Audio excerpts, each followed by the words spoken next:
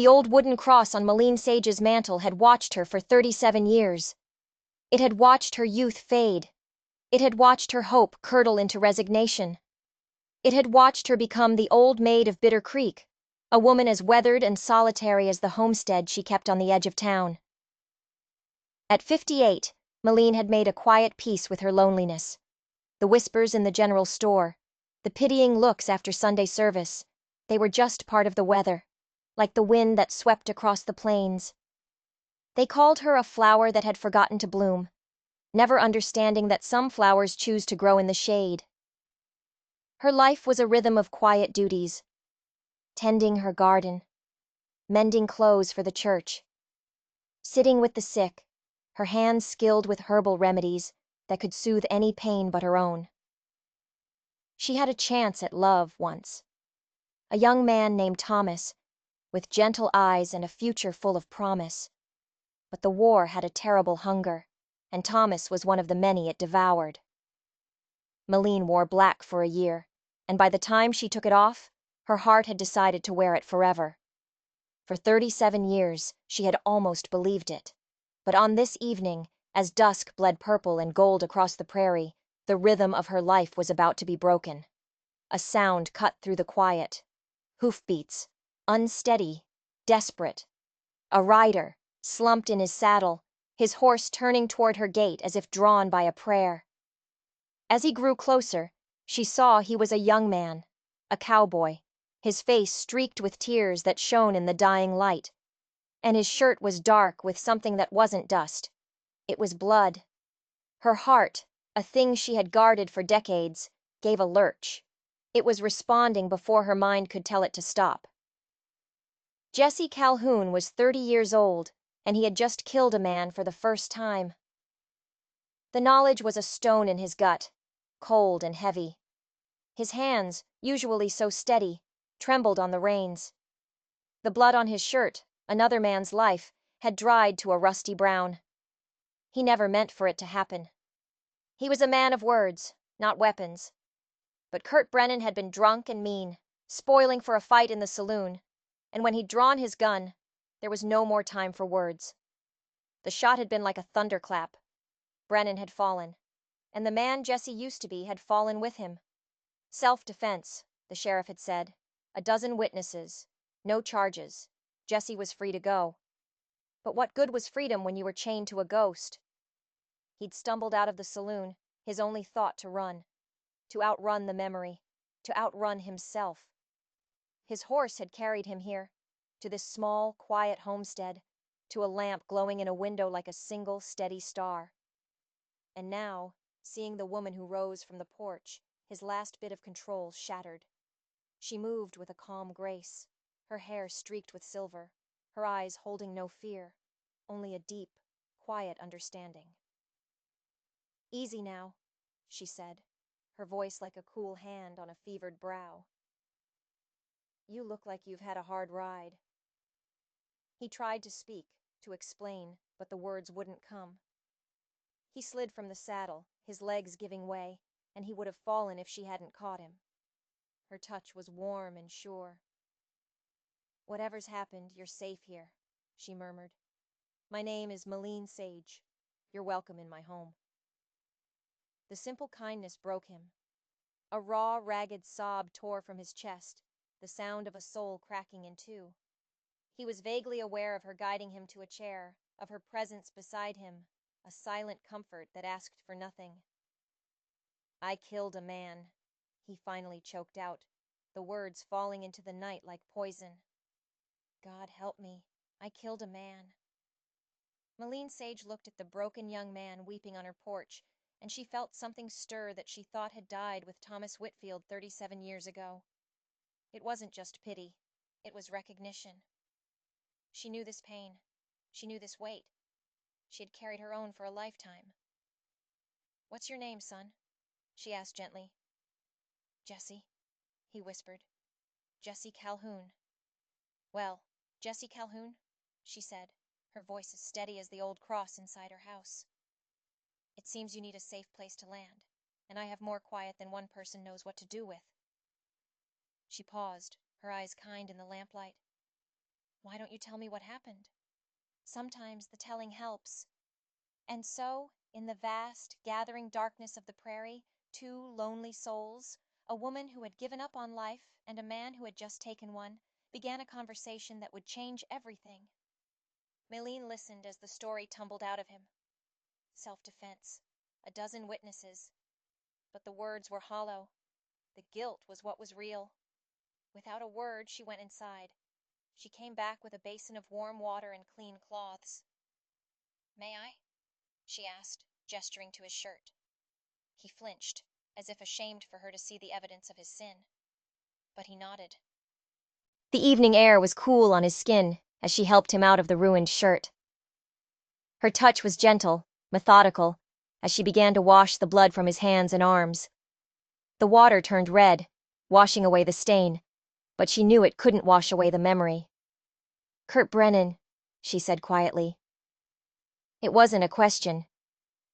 Jesse looked at her, shocked. "You knew him?" "Everyone in this territory knew Kurt Brennan," she said, her voice flat.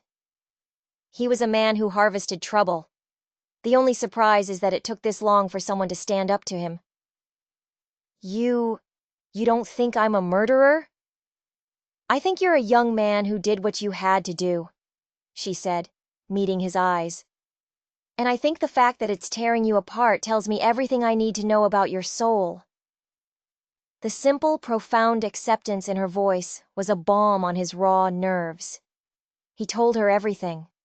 The card game, the accusation, the glint of madness in Brennan's eyes.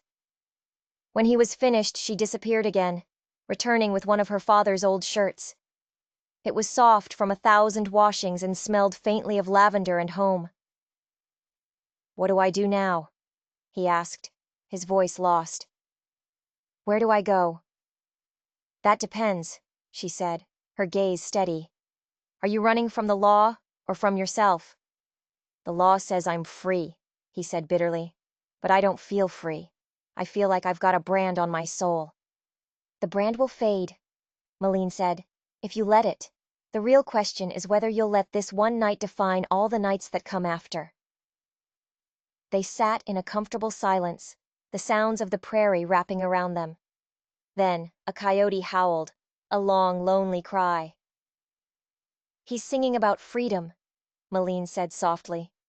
Jesse shook his head. "Sounds more like loneliness to me." Maylene looked out into the darkness. "Maybe," she whispered, "they're the same thing."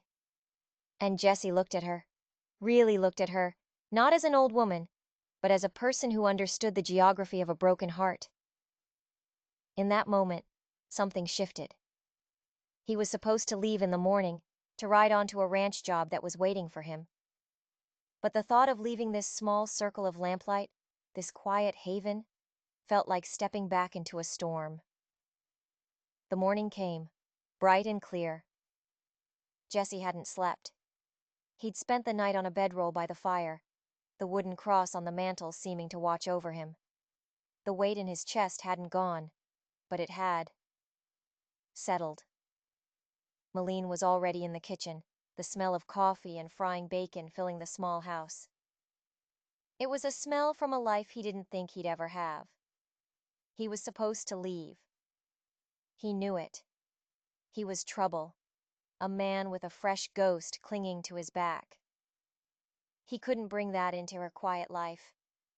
He walked out onto the porch, his horse already saddled. Maylene followed him, a tin cup of coffee in her hand. "The job at the Morrison Ranch will still be there," he said, more to convince himself than her. She just nodded, her eyes giving nothing away.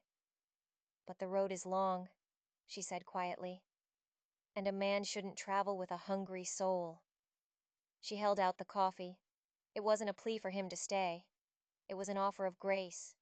He took the cup. And he stayed. He told himself it would just be for a day, just long enough to get his head straight. But one day turned into 2, and then a week. He fell into the rhythm of her life. He mended the fence around her garden. He chopped a mountain of firewood for the coming winter. He fixed the squeaky hinge on her kitchen door. They worked in a comfortable silence, two people who had learned that words were often the least honest way to communicate. The town, of course, was buzzing.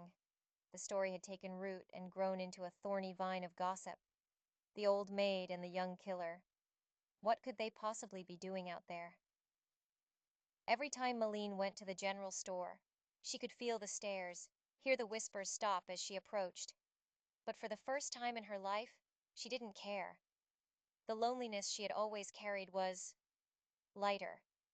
His presence in her house was like a low, steady fire, a warmth she hadn't realized she was freezing without. One evening, they sat on the porch, watching the stars begin to prick the deep purple of the sky. "You know," Jesse said, his voice low, "Brennan's family is powerful. They own half the county. They won't care what the sheriff said. They'll see this as a blood debt." Malene looked at him, her expression calm. "And are you afraid?" He thought for a moment. "I was," he admitted, "but I don't feel afraid here." The unspoken truth hung in the air between them. He felt safe with her. She felt alive with him. But they both knew it couldn't last. The world wouldn't let it. The first sign of trouble arrived on a Sunday. Malene was in church, sitting in her usual pew in the back. The preacher, Reverend Miller, was a man whose piety was as thin as his hair. He began his sermon by talking about the viper in their midst, about the dangers of harboring sinners. He never said their names, but every eye in that church slid to Malene. She felt the heat of their judgment, the weight of their fear. She held her head high and walked out before the final hymn, her back straight, her heart a cold, hard knot. When she got back to the homestead, Jesse was waiting on the porch. He'd seen the way the congregation had looked at her as she left. "I should go," he said, the words tasting like ash. "I'm putting you in danger." "No," she said, her voice firm. "You're not the danger, Jesse. Their fear is the danger." She looked out at the road leading back to town. "And I'm tired of being afraid."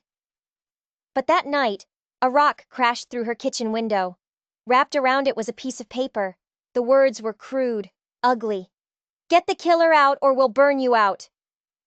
The piece was over. The town wasn't just whispering anymore. They were making threats. Jesse's hands clenched into fists. "This is my fault." "No," she said, her hand finding his, her touch a surprising comfort. "This is our fight." The word hung in the air between them. Our.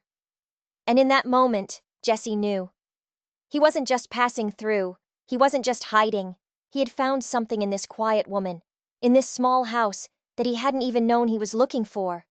A home. But the Brennan family was coming, and the town was turning on them.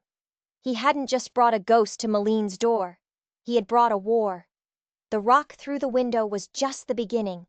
The town of Bitter Creek had decided who they were. Malene was a fool, and Jesse was a killer. The truth didn't matter. The story was easier. The next time Malene went to the general store, the owner, Mr. Gable, suddenly couldn't meet her eyes. "I'm sorry, Miss Sage," he mumbled, wringing his hands. "The Brennan family. They own the bank. They called in my loan. I can't extend you any more credit." He was cutting her off. After 37 years of loyal custom, she was being starved out. She walked out of the store, her basket empty, her head held high. But inside, a cold fear was beginning to grow. She had a garden, a few chickens. They could survive. For a while. Jesse saw the look on her face when she returned. "They're trying to break you," he said, his voice a low growl. "They think if they can drive you out, I'll be left alone. An easy target." "It's not just about you anymore, is it?" she asked quietly. He shook his head. "No, it's not." That night, he didn't sleep by the fire. He took his bedroll out to the porch, his rifle across his lap, his eyes scanning the darkness. He was no longer a guest seeking shelter. He was a man guarding his home, and the woman inside it. The feeling that had been slowly, quietly growing between them was no longer a gentle warmth.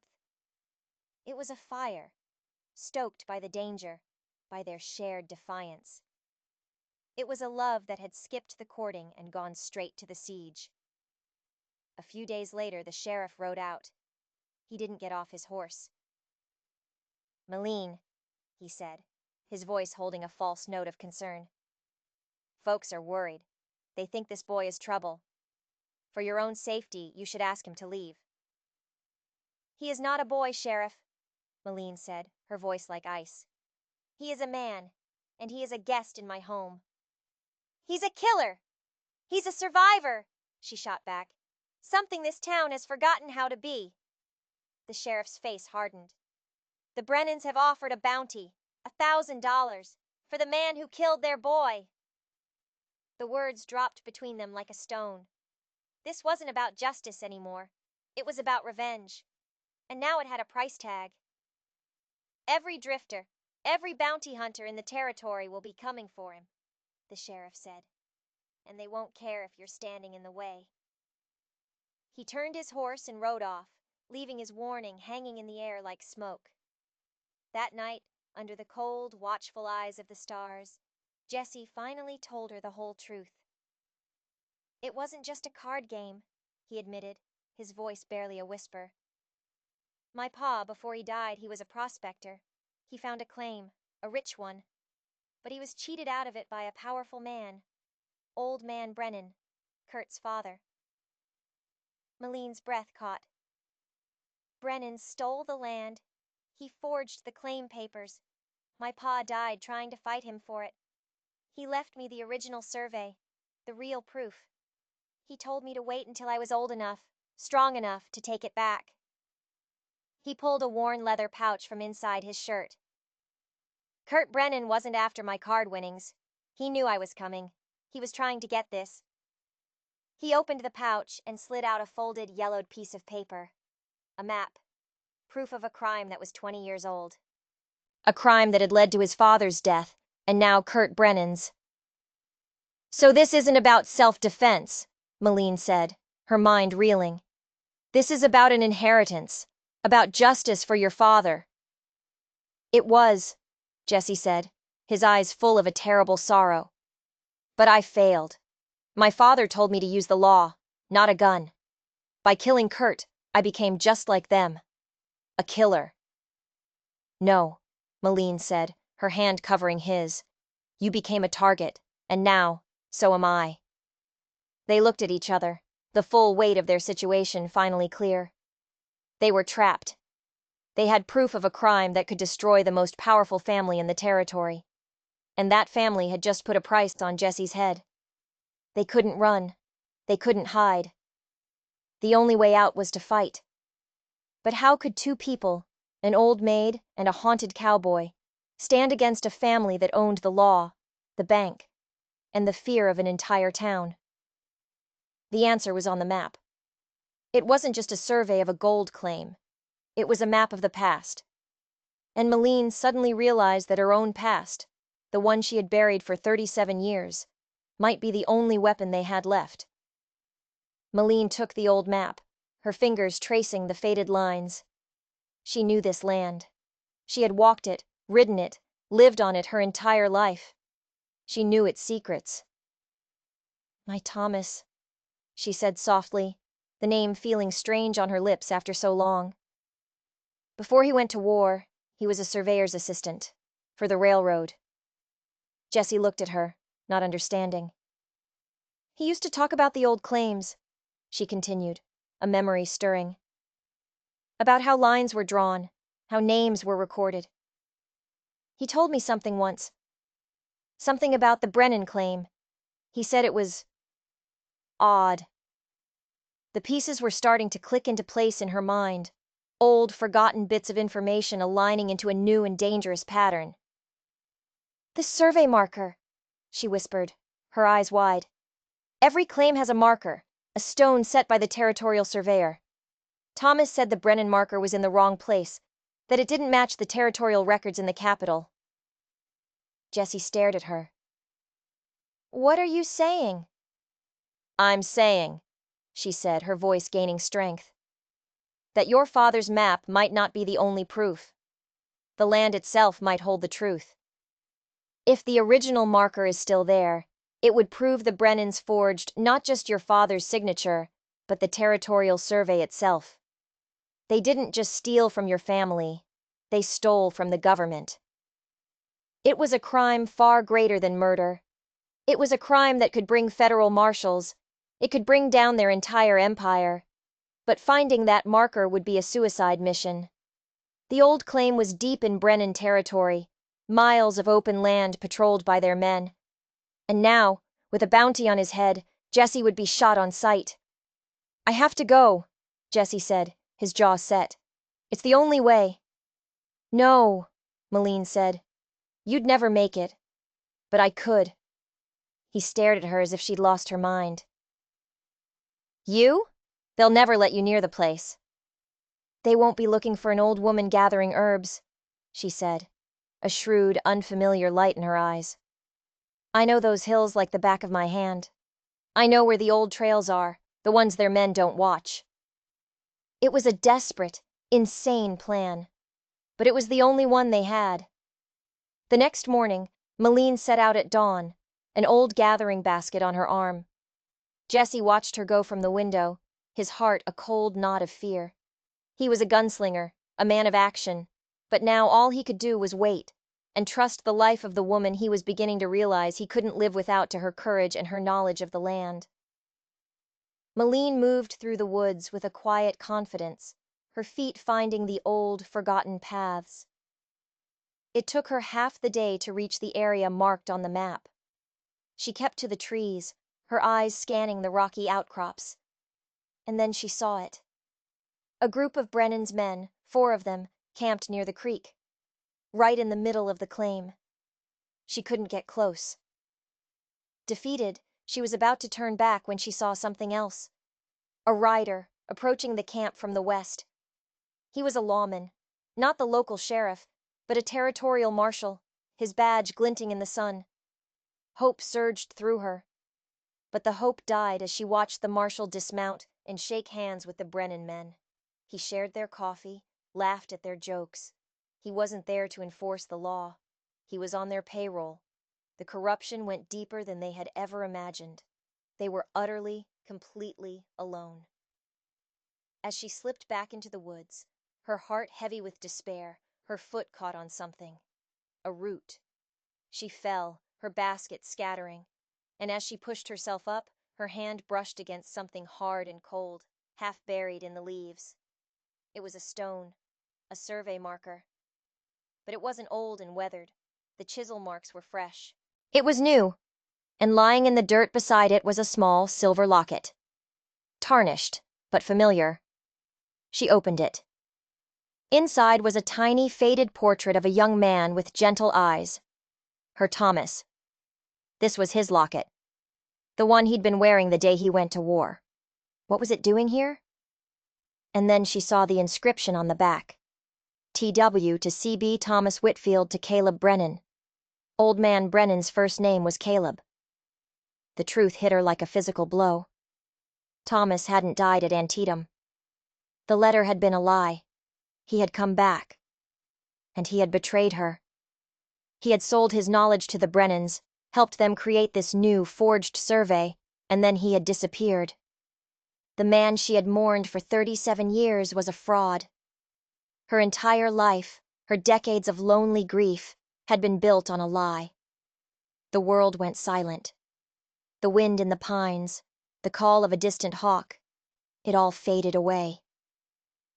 Malene knelt in the dirt, the silver locket cold in her palm. Thomas. The gentle boy she had loved, the noble soldier she had mourned. It was all a lie. The letter that had broken her heart, the one that said he'd died a hero, had been a forgery, just like the survey marker at her feet. He hadn't died. He had deserted. He had come back here, to this valley, and sold his soul to the Brennans. CB Caleb Brennan. Old man Brennan. The locket was a gift, a token of their partnership in crime. He had helped them forge the new survey. using his skills to create a lie so perfect it could fool the government itself. And then what? He had vanished. The Brennans had surely disposed of him, a loose end they couldn't afford to leave dangling. Her 37 years of faithful mourning, her entire identity as the woman who had lost her one true love. It was a ghost story, a fiction. The man she had built her life around had been a coward and a traitor. A new feeling, something she hadn't felt in decades, began to burn in her chest, so hot and fierce it burned away the grief. It was rage, a pure, cleansing rage. They hadn't just stolen from Jesse's father. They had stolen her life. When she got back to the cabin, Jesse took one look at her face and knew something had changed. She didn't tell him about the locket. Not yet. That truth was too personal, too raw. She simply told him about the new marker and the marshal in Brennan's camp. "So we have no one to turn to," he said, the hope draining from his face. "We have the truth," she said, her voice hard as stone. "And we have them." She laid his father's old map on the table next to a new one she had drawn from memory her whole life. A map of the people of Bitter Creek. "The Brennans rule by fear," she said, her finger tapping the paper. "They own the bank, the sheriff, the preacher, but they don't own everyone. They don't own the blacksmith whose son they had whipped for spilling a drink on Kurt. They don't own the stableman whose best horse was stolen by Brennan's men.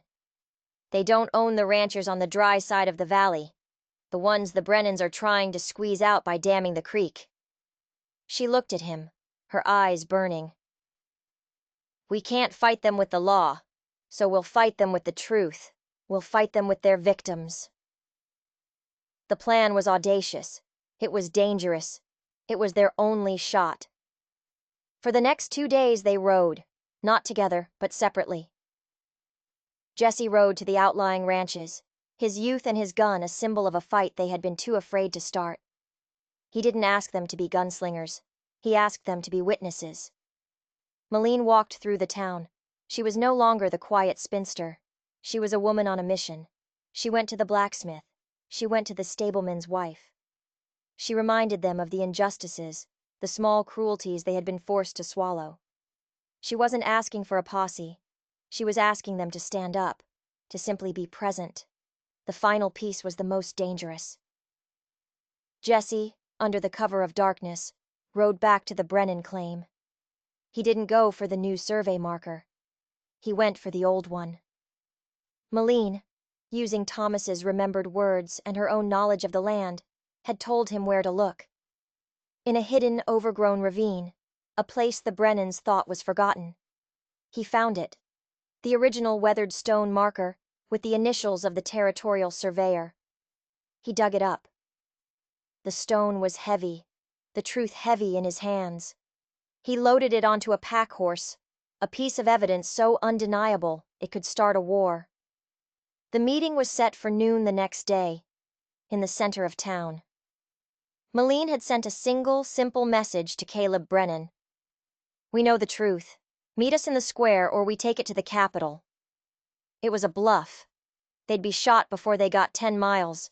But she was betting that his arrogance wouldn't let him refuse a public challenge. She was betting he would want to crush them in front of the whole town. And she was right. The town square was silent. The people of Bitter Creek stood in tense, quiet groups. The ranchers, the blacksmith, the stableman. They were all there, not with guns, but with their presence. A wall of silent accusation. Caleb Brennan and his men rode in, confident, smirking. The corrupt marshal was with them. "This is a foolish waste of time," Brennan boomed. "This town knows who its friends are." "They know who their bullies are, you mean?" Malene's voice rang out, clear and strong. She and Jesse stood by the town well. Beside them, covered by a canvas tarp, was the old survey stone. "You stole this land from Jesse's father," Malene declared, her voice carrying across the square. "And you have terrorized this valley for 20 years. But the lies end today." Brennan laughed. "You have no proof. Just the word of a killer and a crazy old woman. "We have this," Jesse said, and he pulled the tarp off the stone. The territorial seal, the surveyor's initials, were clear as day. A gasp went through the crowd. It was real. "This is the true marker," Jesse said. "The one you thought was lost. The one that proves your entire life is built on a lie." Brennan's face went white. The marshal drew his gun. "This is illegal! You're under arrest!" But before he could fire, a shot rang out. Not from Jesse, from the blacksmith. He held an old hunting rifle, and it was aimed squarely at the marshal's chest. "Not today," the blacksmith growled. "Today, Bitter Creek finds its own justice." And all around the square, the silent men, the ranchers, the stablemen, they pulled their own rifles from their wagons. They didn't aim to kill, they just aimed. A silent, solid ring of steel. The Brennans were surrounded. Their power, built on fear, had just crumbled in the face of a courage they had never believed could exist. Caleb Brennan stared at the ring of rifles, his face a mask of disbelief. His paid-off marshal was frozen, the blacksmith's aim unwavering. His own men looked around nervously, their loyalty, bought with money and fear, evaporating in the face of a united town. It was over. But Malene wasn't finished. She walked forward, right up to Caleb Brennan, her gaze so intense he actually took a step back. She held up the silver locket. "One last lie, Caleb," she said, her voice low and shaking with the force of 37 years of suppressed pain. She opened the locket and showed him the tiny portrait inside. "Thomas Whitfield. You remember him, don't you? The young surveyor who helped you forge your new claim? The one who disappeared right after the job was done?" Brennan's face went from white to gray. He had no idea who Thomas was to her. He just saw a ghost from his past, a loose end he thought he'd buried forever. "What happened to him, Caleb?" Malene pressed, her voice rising. "Did he get a share of the gold? Or did he just get a shallow grave somewhere on your stolen land?" Brennan was speechless. He was trapped. The town, which had come to witness a land dispute, was now hearing the confession of a second murder. And they were seeing the truth not just about the Brennans, but about Malene Sage. She wasn't just a spinster. She was a woman who had been cheated of her entire life by the man standing before them. The crowd surged forward, no longer silent witnesses, but an angry mob. Brennan and his men, along with the crooked marshal, were disarmed and dragged to the town jail to await a federal judge. The reign of the Brennans was over. In the quiet aftermath, as the townspeople began to talk, to share their own stories of the Brennans' cruelty, Jesse came to Malene's side. "I didn't know," he said softly, "about your Thomas." "Neither did I," she said, a single tear tracing a path through the dust on her cheek. "Not until yesterday." She looked at him, at this young, honorable man who had stumbled into her life and helped her find a truth she never knew she was looking for. The 37 years of grief she had carried for a lie fell away, leaving not an emptiness, but a clean, quiet space. A space for something new. Jesse took the locket from her hand and without a word, walked to the blacksmith's forge. He placed it in the coals, and they watched as the silver blackened, melted, and finally disappeared into the flames. The lie was gone. The past was finally ashes. They walked back to her homestead as the sun began to set. The house was no longer a place of quiet resignation. It was a place of victory, a place of peace. "What will you do now?" Malene asked.